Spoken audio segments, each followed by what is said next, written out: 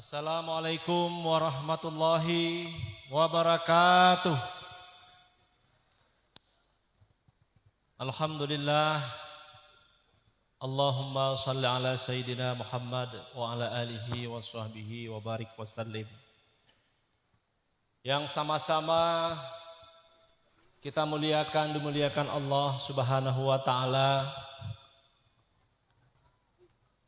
Ayah rohani kita Abuya Syekh Haji Amran Wali Al-Khalidi yang jauh-jauh dari Aceh tidak disangka-sangka dapat hadir di tengah-tengah kita bersama dengan rombongan lebih kurang ada 40 orang dari berbagai latar belakang, ada ikut para alim ulama juga, ada pengusaha dan juga ada latar belakang pensiunan pejabat baik militer maupun dari birokrat. Yang kami hormati, kami muliakan Umi, Inya dan seluruh keluarga besar yang ikut serta berhadir, abu muda-muda. Yang kami hormati kepada Bapak Camat atau yang mewakili Camat Liuliang bersama dengan seluruh perangkatnya, dan juga yang kami hormati seluruh unsur muspika Kecamatan Liuliang yang berhadir atau yang mewakili, dan juga yang kami hormati Ketua MUI Kecamatan Liuliang, juga guru kita yang tadi telah menyampaikan paparannya, juga beliau sebagai penasehat MPTTI di Kabupaten Bogor ini pada umumnya, Ustadz Taufik. Dan juga yang kami hormati para asatidz, para habaib yang berhadir, dan juga kepada wali-wali Nanggro yang berhadir, ada dari Jakarta, Wali Nanggro Haji Khairunas, dan juga teristimewa Wali Nanggro Bogor sebagai pembawa acara Akanda Arcis, dan juga kepada para hadirin hadirat kaum muslimin wal muslimat yang telah berhadir pada malam yang kita cintai, dan juga kepada para pimpinan pesantren yang berhadir pada malam yang berbahagia ini yang kami hormati. Pada kesempatan ini kami membacakan tulisan daripada ayah rohani kita Abuya yang berjudul Ihsan _ Tasawuf dan Kesufian. Bismillahirrahmanirrahim. Ihsan atau tasawuf dan kesufian. Ihsan ini adalah rukun agama, rukun agama sebagaimana yang kita maklumi terdiri daripada iman, Islam, dan ihsan. Iman adalah akidah. Bagi kita dikatakan akidah Ahlussunnah wal Jamaah. Islam adalah mematuhi hukum syara', mematuhi perintah dan menjauhi larangan. Dan yang ketiga, adapun ihsan, yaitu mengamalkan iman agar supaya akidah kita menjadi ayan atau nyata di dalam batin kita, dan agar supaya kita dapat mengamalkan Islam, terlihat kebenarannya Islam itu, sehingga kita tidak melenceng atau tidak perlu lagi mencari hukum yang lain selain daripada hukum atau agama Islam ini. Para hadirin yang dirahmati Allah, maka ajaran ihsan ini adalah untuk memperkokoh akidah, keyakinan kita, dan memudahkan kita di dalam melaksanakan hukum, baik dalam segi ibadah dan muamalah, maka agama ini tidak akan kuat dan kokoh kalau tidak dibarengi dengan ihsan, yaitu tasawuf dan kesufian. Para hadirin yang dirahmati Allah Subhanahu wa taala, kebanyakan umat Islam dewasa ini mereka menuduh bahwa ajaran ihsan ini tidak boleh diajarkan kepada orang awam, artinya kepada kebanyakan orang. Makanya agama ini yang kita miliki ibarat kita memakan makanan, tetapi tidak ada rasa kenikmatan dari makanan tersebut. Maka makanan itu tidak dapat mendahirkan gizi yang baik untuk dapat menyehatkan badan kita. Maka seperti itu jugalah contoh, jika tidak ada tasawuf dan kesufian, jika tidak ada ajaran ihsan, baik akidah dan pengamalan hukum syara yang kita lakukan, itu tidak dapat dimanfaatkan atau tidak dapat bercahaya di dalam batin kita. Karena kita masih ragu terhadap adanya Allah dan sifatnya, dan kebenaran hukum yang datang dari Allah dan Rasulnya, itu belum terlihat cahayanya di dalam batin kita. Oleh karena itu para hadirin yang dirahmati Allah, yang meruntuhkan agama di negeri kita ini ada dua golongan, baik itu di Aceh dan lainnya.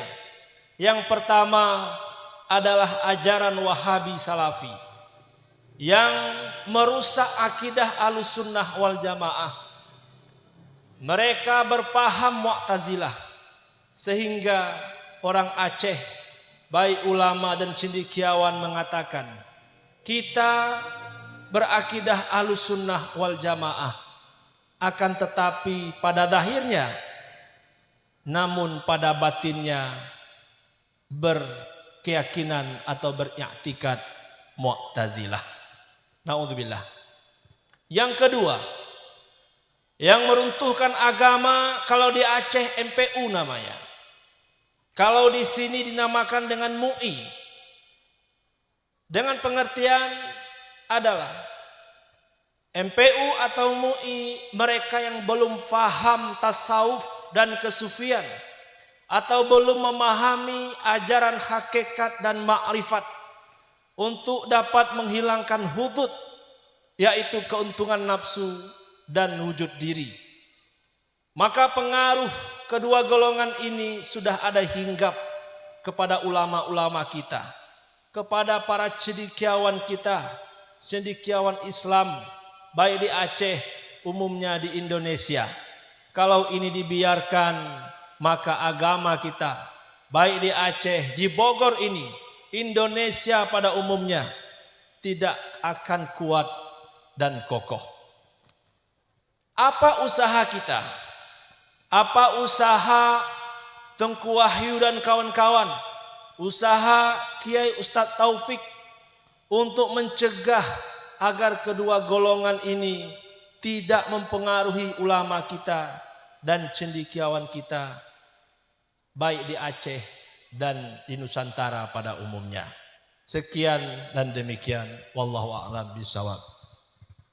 Para hadirin yang dirahmati Allah Subhanahu wa taala, materi yang kedua, apa faedah? Faedah kita memahami ajaran hakikat. Pertama adalah untuk menanamkan ketauhidan di dalam batin kita. Yang kedua adalah untuk kita dapat berakhlak yang bagus, kita bisa sabar dan tawadhu. Dan yang ketiga, mudah bagi kita melakukan amal-amal yang saleh, baik ibadah dan yang lainnya.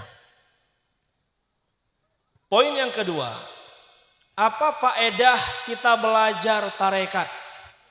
Supaya kita dapat memperbaiki niat agar hudur hati kita di hadapan Allah Subhanahu wa taala. Tidak untuk maksud diri, dan imbalan untuk keperluan nafsu kita semata. Yang ketiga, apa faedah kita melakukan syariat agar supaya kita dapat menghilangkan atau mengurangi tabiat-tabiat tubuh dan adat-adat nafsu. Para hadirin yang dirahmati Allah Subhanahu wa taala, adapun ulama-ulama kita dan pemimpin-pemimpin Islam dewasa ini kurang mengindahkan 3 komponen tersebut di atas. Lebih-lebih lagi mengenai dengan pemahaman hakikat. Makanya mereka berlomba-lomba untuk mencari kesenangan hidup di duniawi. Tidak dapat berakhlak yang bagus. Putus hubungan silaturahmi antara sesama umat Islam. Apalagi melakukan ibadah yang baik dan amal saleh lainnya. Inilah fenomena dinamika kehidupan umat Islam di mana-mana, baik di kota maupun di desa. Baik pemimpin, pemerintah, ulama dan masyarakat, maka keberkahan hidup dicabut oleh Allah Subhanahu wa taala sehingga tidak merasa aman dan tentram di dalam kehidupan sebab mereka belum dapat merdeka daripada alam untuk menjadi hamba Allah yang baik. Para hadirin kaum muslimin wal muslimat yang dirahmati Allah Subhanahu wa taala. Abuya dari Aceh datang ke Bogor Luliang ini melalui acara tabligh akbar yang digagas oleh kawan-kawan panitia kita yang ada di sini, melalui sebuah ormas Islam yang begitu besar Abuya bangun dari nol yang bernama MPTTI, Majelis Pengkajian Tauhid Tasawuf Indonesia, yang mana majelis ini sudah hampir 25 tahun Abuya membangun, mendakwahkan, membuat tempat-tempat balai-balai pengajian, membuat pesantren-pesantren, membuat posko-posko tempat peribadatan, tempat berkumpul-kumpul, tempat wadah kita menuntut ilmu, membicarakan keagamaan, membicarakan akhlak keimanan, dan membicarakan nafsu supaya kita dapat memperbaikinya dan menghiasinya dengan akhlak nafsu atau akhlak sifat-sifat yang terpuji.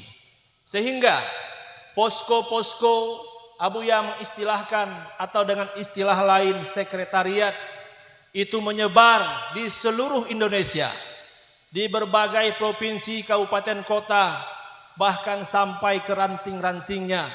Yang alhamdulillah di Jakarta, di DKI sudah ada posko kita yang begitu megah dan besar di Cawang yang dipimpin oleh Wali Nangro Jakarta Haji Khairun Nas, sehingga dapat membuka, mengajak teman-teman. Adanya posko kita di Luliang ini itu adalah berkat kegigihan perjuangan kawan-kawan kita di DKI Jakarta, mengajak umat untuk dapat memperbaiki keimanan supaya kita dapat meyakini, merasakan Allah itu betul-betul ada dan memberikan kehidupan dan membantu mengadakan segala kebutuhan yang kita miliki. Baik mengenai rezeki kita, masa depan kita, kita tidak perlu risau, tidak perlu takut dengan masa depan. Kalau kita takut, ragu, itu diistilahkan di dalam tasawuf dengan nifak. Kalau kita menduakan Allah, mensyirikatkan Allah di dalam perbuatan kita, di dalam ibadah kita, itu adalah sesuatu yang musyrik, sesuatu yang kezaliman yang sangat besar, dosa yang sulit diampuni oleh Allah Subhanahu wa taala. Para hadirin, hadirat yang dirahmati Allah, hari ini majelis ini sudah banyak melakukan kegiatan sosial di dalam masyarakat, mengajak umat untuk dapat mengisi kekosongan batin yang selama ini umat Islam berlomba-lomba mencari kehidupan kemewahan duniawi semata, mencari uang, mengumpulkan harta, mencari pangkat, jabatan, rumah mewah, mobil 1, 2, 3 dan lain sebagainya. Tapi kekosongan rohani mereka tidak memperdulikan. Nikmat batin yaitu ilmu pengetahuan, ilmu yang bermanfaat, ilmu yang fardhu ain yang dituntut bagi kita untuk dapat mempelajari dan mengamalkannya. Dan juga keimanan kita kepada Allah, serta kita dapat bermakrifat, berpegang kepada Allah dalam mengarungi kehidupan kita. Sehingga apapun yang kita miliki, baik harta kita, baik pangkat jabatan kita, kita dapat amanah, kita dapat tenang, kita dapat menjalankan semua itu dengan bantuan dan petunjuk daripada Allah Subhanahu wa taala. Para hadirin, selama ini kita mengira bahwa kesenangan, ketenangan itu ada pada harta, ada pada kekayaan yang sifatnya materi, ada pada pangkat jabatan. Pada kenyataan kita melihat bahwa banyak juga orang-orang kaya yang tidak tenang, orang-orang kaya yang susah, para pejabat yang gundah, yang galau, yang tidak menentu arah kehidupan. Lebih-lebih anak-anak jalanan yang jauh daripada norma-norma agama, yang lalai dengan kehidupan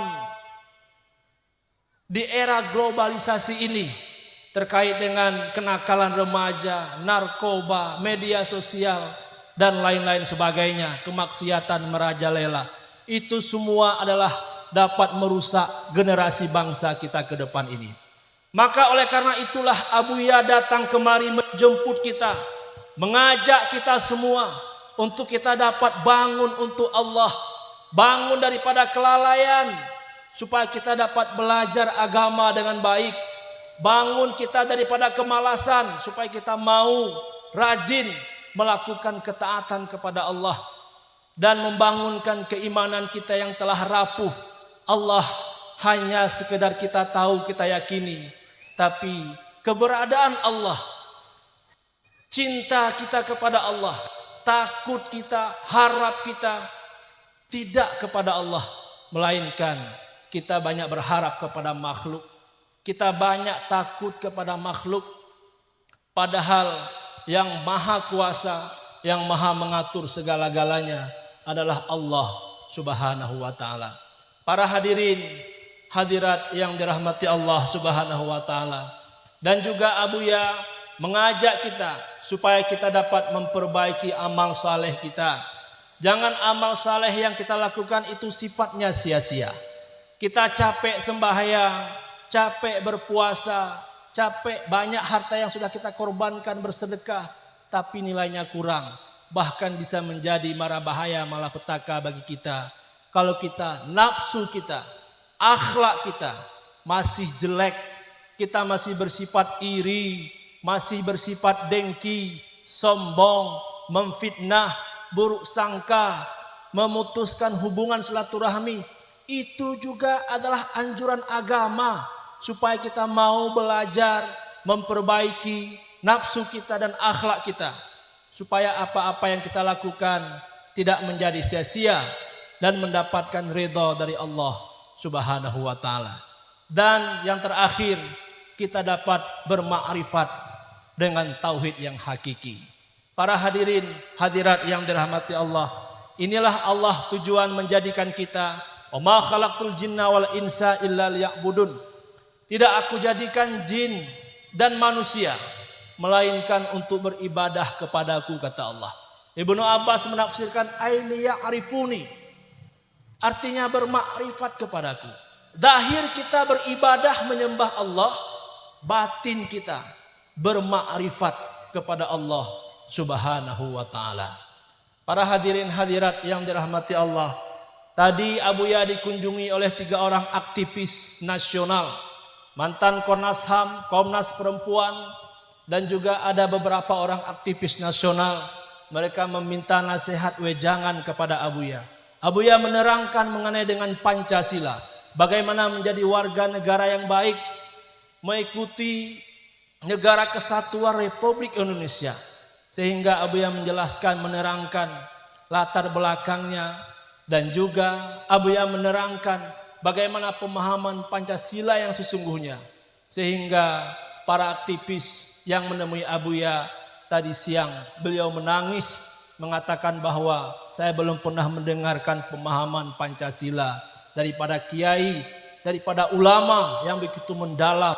Jikalaulah bangsa kita di Indonesia ini dapat mengamalkan Pancasila ini dengan benar sebagai dasar negara kita, maka negara kita ini akan betul-betul makmur, sejahtera. Yang kaya itu akan memperhatikan yang miskin. Yang miskin dia tahu bagaimana untuk memperbaiki kehidupan sehingga dia bisa hidup sejahtera dan bahagia. Hidup berkeadilan, kesejahteraan merata, kita bisa bersatu dan berkasih sayang antara sesama. Para hadirin hadirat yang dirahmati Allah, terakhir Abuya menyampaikan kepada para aktivis tadi bahwa bahwa negara ini kalau kuat, agama harus lebih dahulu. Abuya mengibaratkan negara adalah zahirnya, agama adalah batinnya. Kalau negara mau kuat dan kokoh, mau sejahtera dan bagus, maka diperbaiki melalui agama. Bagaimana Allah mengatakan al-Islamu ya'lu wala yu'la alih. Islam ini tinggi dan tidak ada yang lebih tinggi daripadanya. Para hadirin, demikianlah yang dapat kami sampaikan. Banyak sekali kekurangan. Kami mengajak mudah-mudahan para masyarakat dapat menyambung langkah, meringankan langkah, membuat hubungan. Nanti ada di sini ada Ustadz Taufik, ada Wali Nanggro Jakarta, ada Wali Nanggro Artis dan kawan-kawan yang lain, agar kita bisa bersama-sama mengamalkan agama Islam ini dengan benar. Jangan agama ini sekedar budaya, tapi betul-betul agama ini bisa menjadi pedoman, tuntunan bagi kita untuk dapat meraih kemenangan hidup di dunia dan di akhirat kelak. Wabillahi taufik wal hidayah. Assalamualaikum warahmatullahi wabarakatuh.